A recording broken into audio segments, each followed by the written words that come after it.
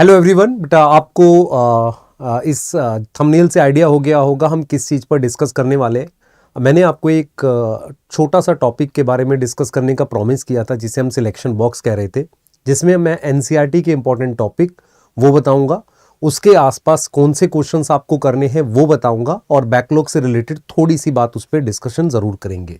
तो selection box जो basically क्या है, एक ऐसा मतलब मैं आपको एक गाइडेंस का एक बॉक्स दे रहा हूँ जिससे आपके कुछ मार्क्स इंप्रूव होंगे और लास्ट टाइम में एग्जाम बहुत पास आ गया आपको रिवीजन करने में हेल्प मिलेगी। तो उसी से रिलेटेड बात करते, एकदम टू द पॉइंट बात करेंगे। तो सबसे पहले बेटा हमारे पास ये 3 पॉइंट्स पे मैं डिस्कस करूंगा कि एनसीईआरटी बैकलॉग और क्वेश्चंस को लेके, ठीक है। सबसे पहले मैं एनसीईआरटी को लेकर बात करूंगा। मैंने ऑलरेडी कुछ चीजें लिख ली हैं ताकि मैं टाइम सेव कर सकूं और इसी का जो मतलब पीडीएफ है मैं टेलीग्राम पर आपको दे दूंगा, वहां से आप इसे देख लेना। अगर आप इसे नहीं लिख पाते हैं तो आप इसे वहां से देख ले। जैसे मान लो मेरे पास कौन से ऐसे चैप्टर्स हैं जिनकी आपको एनसीईआरटी पढ़नी है। फिलहाल ये मानता हूं मैं कि अभी जितना टाइम बचा है 7, 8, 9, 10 दिन 8 दिन है, इसके हिसाब से आप सारे चैप्टर्स की एनसीईआरटी पढ़ सकते हो, पर पूरी नहीं पढ़नी। आपने कौन से टॉपिक पढ़ने हैं वो मैं साथ के साथ बता रहा हूं, ठीक है।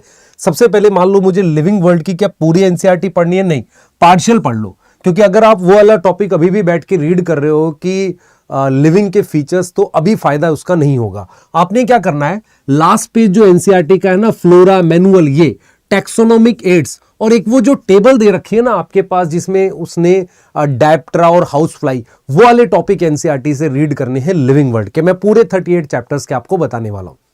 बायोलॉजिकल क्लासिफिकेशन के लिए आप एक बार एग्जांपल जरूर याद कर ले, और एक जो बाइनोमियल नॉमेनक्लेचर दे रखा है ना आपका, सॉरी नॉमेनक्लेचर कह रहा हूं, एक जो आपका वो दे रखा है टॉपिक जिसमें आपकी 2 किंगडम क्लासिफिकेशन है, उस टॉपिक को आप जरूर से कर ले, है ना। वहां वाले पेज को पढ़ ले और उसके अलावा जो वायरस, प्रायोन्स, वायरॉइड्स वाला टॉपिक है उसको एनसीईआरटी से जरूर देखें। तो मेरे हिसाब से एक बार एग्जांपल याद करने हैं फंजाई के एनसीईआरटी से, और ये वाली चीजें इनको एनसीईआरटी से आपने जरूर देखना है।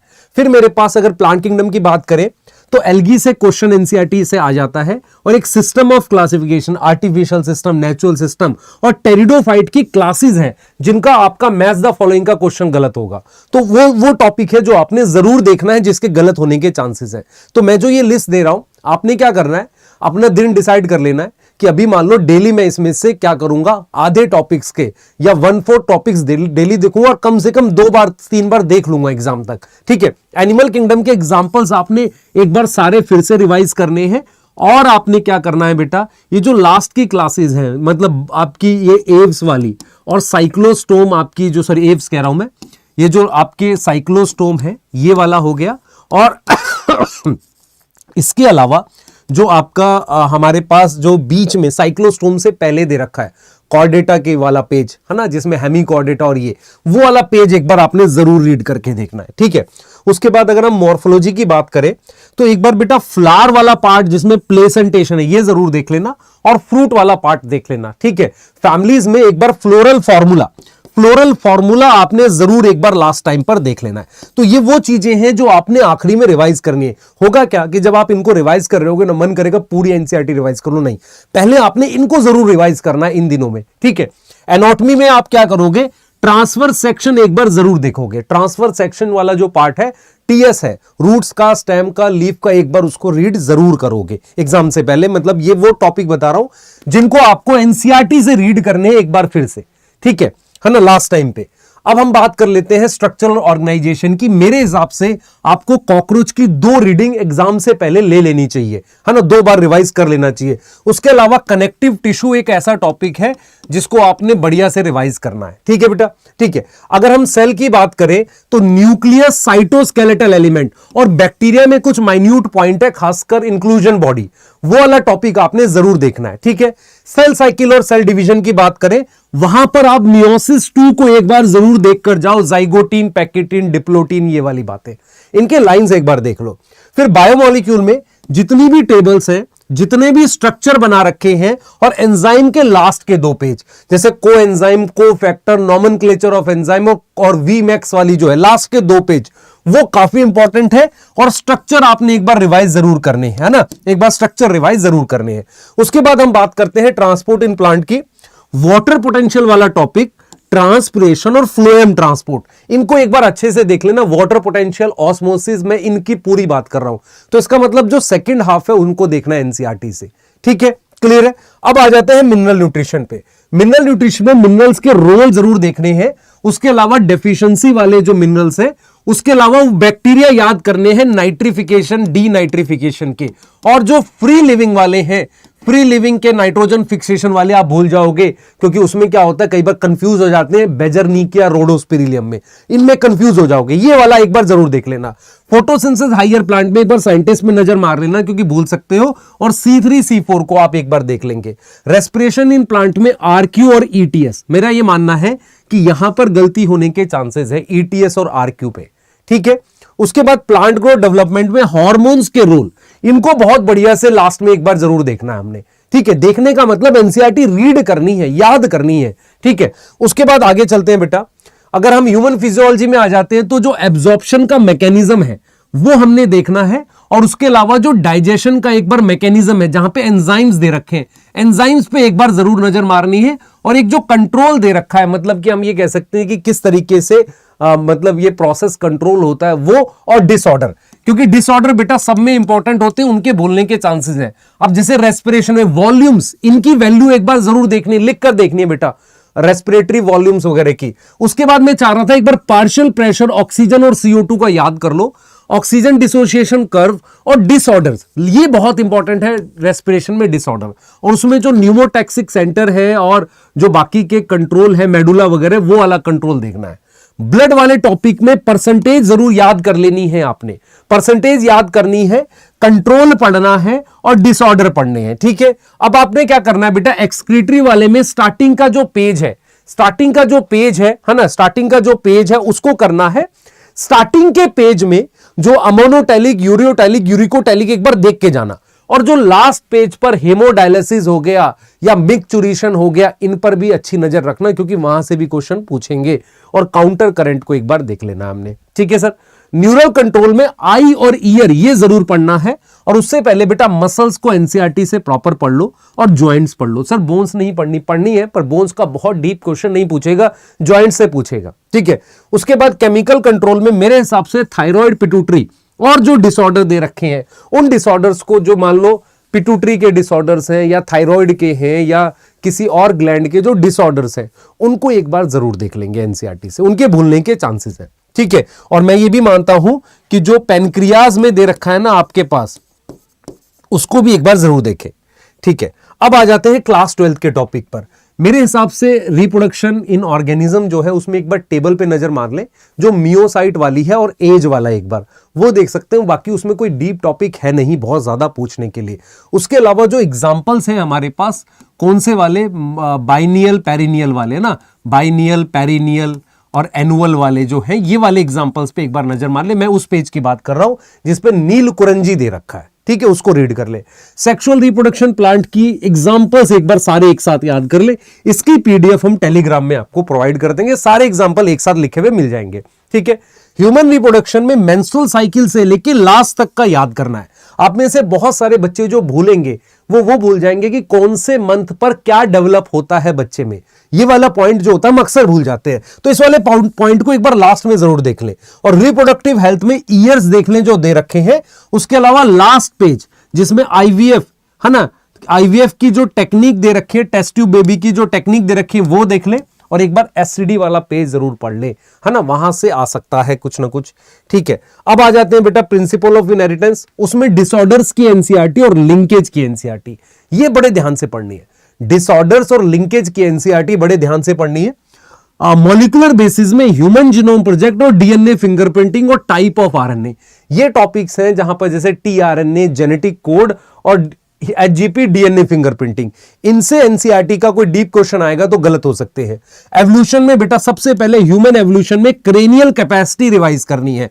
और पहले के 2 पेज है ना जो जिसमें केमिकल एवोल्यूशन और ये ऑपेरिन, हेल्डिन वो वाली चीजें दे रखी है वो, और एक बार होमोलोगस एनालोगस की एनसीईआरटी देख लेना। होमोलोगस एनालोगस की हम लोग एनसीईआरटी देख लेंगे। उसके बाद बेटा हमारे पास जो पहला पेज है जिसमें डिजीज दे रखी है, ह्यूमन हेल्थ एंड डिजीज में, वो बड़े अच्छे से देखना आपने, क्योंकि उसमें क्या है कि माइन्यूट है ना, कई बार बहुत सारे डिसऑर्डर के सिम्टम ओवरलैपिंग है। और मैं ये मानता हूं कि जो ड्रग्स वाला टॉपिक है एक बार लास्ट में जरूर एनसीईआरटी से रिवाइज करें, ठीक है, क्लियर है। उसके बाद आ जाते हैं बेटा हम लोग स्ट्रेटेजीज में, टेबल्स याद करनी है जो बॉटनी वाले पार्ट की है, और जूलॉजी में एमओईटी और इनब्रीडिंग आउटब्रीडिंग वाला जो पार्ट है वो एक बार देख लेना है, ठीक है। माइक्रोब्स इन ह्यूमन वेलफेयर पे बेटा ये वाला जो पार्ट है, स्टैटिन, साइक्लोस्पोरिने, स्ट्रेप्टोकाइनेज, ये वाला पार्ट बहुत इंपॉर्टेंट है। और इसके अलावा सीवेज ट्रीटमेंट प्लांट और रीड कर लेंगे।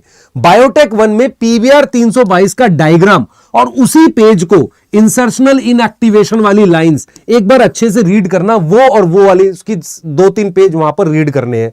उसके बाद gene therapy, transgenic animal, nematode, Meloidogyne incognita, ये बायोटेक में रीड करना है। देखो ट्रांसजेनिक एनिमल मुश्किल लिखा हुआ है थोड़ा सा, उसमें डीप 3-4-5 पॉइंट्स है, उनको एक बार एनसीईआरटी से जरूर रीड करना है। उसके अलावा बेटा एक मॉलिक्यूलर डायग्नोसिस है, मॉलिक्यूलर डायग्नोसिस है जहां पे आप भूल सकते हो, क्लियर है, ये चीज आप भूल सकते हो। उसके बाद हमने बात करी है ऑर्गेनिज्म पॉपुलेशन की, हमने यहां पे ग्राफ की बात करनी है, जो ग्राफ दे रखा है dn/dt वो वाला हो गया, कन्फर्मर रेगुलेटर वाला हो गया, और पॉपुलेशन इंटरेक्शन का टॉपिक बहुत ध्यान से करना है, क्लियर है, पॉपुलेशन इंटरेक्शन का टॉपिक बहुत ध्यान से करना है। उसके बाद हम बात करते हैं इकोसिस्टम की। इकोसिस्टम में प्रोडक्टिविटी, सक्सेशन, ये वो टॉपिक हैं जो आपने ध्यान से पढ़ने हैं, जैसे प्राइमरी सेकेंडरी प्रोडक्टिविटी, ठीक है, और सक्सेशन, है ना, और इकोलॉजिकल पिरामिड वाला टॉपिक भी देख लेंगे, अच्छा रहेगा, ठीक है। ये वो टॉपिक हैं जिनकी एनसीईआरटी आपने पढ़नी है, ठीक है। अब बायोडाइवर्सिटी कंजर्वेशन में सर सारा डाटा याद करना नहीं, तुझे जो डाटा बेटा याद करना है उसमें सबसे पहले 2-3 साइंटिस्ट के नाम है, उसमें एडवर्ड विल्सन हो गया, है ना, उनका नाम याद करना है, टिलमैन, डेविड टिलमैन का फील्ड एक्सपेरिमेंट था, ऐसे कर करके तुझे जो नाम दे रखे ना, रिवेट पॉपर हाइपोथेसिस जो है पॉल एरलिच की, एक तो साइंटिस्ट के नाम जरूर देख लेना। दूसरा बेटा तुझे क्या करना है, जो एक्सटिंक्शन वाला टॉपिक है उसमें कंजर्वेशन वाला, इसको देख लेना, और इसके लास्ट में वो दे रखा वर्ल्ड समिट, अर्थ समिट, ये वाली बात हो, इनके ईयर और जगह के नाम वो एनसीईआरटी से देख लेंगे। एनवायरमेंटल इशू में जो लास्ट के 2-3 पेज है ना, 2 से 3 पेज लास्ट के बढ़िया से देख कर जाना, क्योंकि वहां पे कुछ डीप पूछेगा। उसके अलावा सारे जो एक्ट है उनके ईयर्स आपने देखने एनसीईआरटी से। तो जो मैंने यहां पर बताया ना बेटा, ये वो चीजें हैं जो आपने आने वाले 7-8-10 दिन में ऐसे प्लान करनी है कि आधी चीज आज देख ली ना, ऐसे 2 से 3 दिन में आधी चीजें देख ली, तो ऐसे 3 से 4 बार इन चीजों को जरूर देख लिया एनसीईआरटी से। इससे क्या होगा बेटा, कोई डिफिकल्ट टॉपिक आपका गलत नहीं होगा, जिनके भूलने के चांसेस हैं वो टॉपिक मैंने यहां पर बता दिए। अब अगला सवाल ये है कि आप में से अभी भी कुछ बच्चों का बैकलॉग हो सकता है, मैं ये मानता हूं। अगर बैकलॉग इजी चैप्टर का, जैसे इकोलॉजी, माइक्रोब्स, इनका कोई लेक्चर मत देखो अब, अगर अब भी है तो इनके लिए क्या कर लो, एनसीईआरटी पढ़ लो। उसके अलावा कोई डिफिकल्ट टॉपिक इनमें लगता है, जैसे मान लो सेक्सुअल रिप्रोडक्शन फ्लावरिंग प्लांट में एम्ब्रियो डेवलपमेंट आपको डिफिकल्ट लगता है, या एपोमिक्सिस लगता है, उसका पार्ट देख लो। मिनरल न्यूट्रिशन में लास्ट का पेज मुश्किल लगता है, उसका देख लो, ठीक है। इकोलॉजी में आपको क्या करना पड़ेगा, कुछ कुछ टॉपिक के ऑर्गेनिज्म पॉपुलेशन में किसी पार्ट का आपने देख लिया, dn/dt RN वाले पार्ट का देख लिया, इनका देखो। मोस्टली क्या करो, इनको एनसीईआरटी या नोट से कवर कर लो और इनके पीवाईक्यू सॉल्व कर लो, बस, ठीक है, क्लियर है। अगर डिफिकल्ट टॉपिक का, जैसे मान लो किसी का जेनेटिक्स का बैकलॉग है, तो बेटा उसका अभी भी अगर आप 2x पे लेक्चर देखो और उसके पीवाईक्यू सॉल्व कर लो तो ठीक होगा, है ना, ठीक है। अब आ जाते हैं बेटा कि हमारे पास क्वेश्चंस का क्या करना है। भाई क्वेश्चंस हमें कितने पीवाईक्यू बनाने हैं 2013 के बाद के, 2013 के बाद के काफी सारे पीवाईक्यूज ऐसे हैं जो एनसीईआरटी के बाहर थे, वो आप छोड़ देंगे। मिनरल न्यूट्रिशन हो गया या आपका माइक्रोब्स हो गया, काफी पीवाईक्यूज बाहर के थे, वो नहीं करने आपने। तो सबसे पहले पीवाईक्यू एनसीईआरटी बेस्ड करने हैं। उसके बाद आपने ध्यान रखना है कि कुछ मतलब चैप्टर ऐसे हैं, genetics, human physio, plant physiology, इनके अगर आपको कहीं पर कॉन्सेप्चुअल क्वेश्चन सॉल्व करते करते मिलते हैं, उन पे ज्यादा फोकस करो। लेकिन अगर आपके पास माइक्रोब्स का कोई कॉन्सेप्चुअल क्वेश्चन आ रहा है, या आपके पास रिप्रोडक्शन इन ऑर्गेनिज्म का कोई कॉन्सेप्चुअल क्वेश्चन आ रहा है, समझो मान लो मॉर्फोलॉजी का कोई कॉन्सेप्चुअल क्वेश्चन आ रहा है, ऐसे क्वेश्चन में टाइम खराब ना करें, स्टक ना हो, हमको ये समझना पड़ेगा कि किन टॉपिक्स के कॉन्सेप्चुअल क्वेश्चन पूछेंगे। ये वो टॉपिक्स हैं जैसे जेनेटिक्स पूछ सकता है, ह्यूमन फिजियोलॉजी हो गया, ह्यूमन रिप्रोडक्शन इंक्लूड कर लेते हैं, प्लांट फिजियोलॉजी से पूछ सकता है, लेकिन जो एनाटॉमी होगी मोर डाटाबेस आएगी। लॉजिकल आ सकती है पर ज्यादा कैसी आएगी, डाटाबेस आएगी। मॉर्फो भी डाटाबेस आएगी, बायोलॉजिकल भी लगभग डाटाबेस आएगी। तो आपको यह समझना पड़ेगा कि कॉन्सेप्चुअल क्वेश्चन इन चैप्टर्स के आएंगे। अब सवाल यह उठता है कि सर यहां से कितने क्वेश्चंस बनाने चाहिए। आपके पास अगर चैप्टर की वर्कशीट मतलब फिल इन द ब्लैंक्स वाले क्वेश्चंस हैं या पुरानी डीपीपीज हैं, उन्हीं को आप बार बार सॉल्व करो। एक्स्ट्रा बहुत सारे क्वेश्चंस करने की जरूरत नहीं है। अगर आप पेपर सॉल्व कर रहे हो, उसमें कोई बहुत मुश्किल क्वेश्चन मिलता है जो आपके एनसीईआरटी के बाहर का है, उसके लिए परेशान मत होइए। अगर एनसीईआरटी के बाहर का कोई क्वेश्चन आपसे अभी नहीं बन रहा है तो वो आपके स्कोर पे कोई इंपैक्ट नहीं डालेगा। लास्ट पॉइंट जो मैं आपसे डिस्कस करना चाह रहा हूं वो ये है, बेटा एग्जाम बहुत पास आ चुका है, आपने बहुत मेहनत करी है, यहां से आप डर के घबरा के सिर्फ स्कोर खराब कर सकते हो।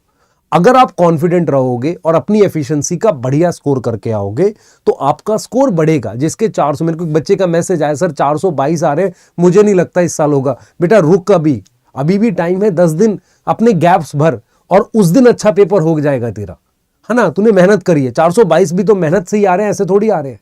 तो प्लीज लगा रहे, अभी मत छोड़ हिम्मत, है ना।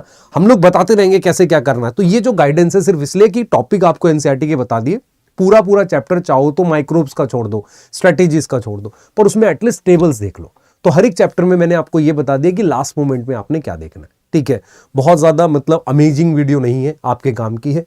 प्लीज पढ़ाई करते रहें और all the best for exam.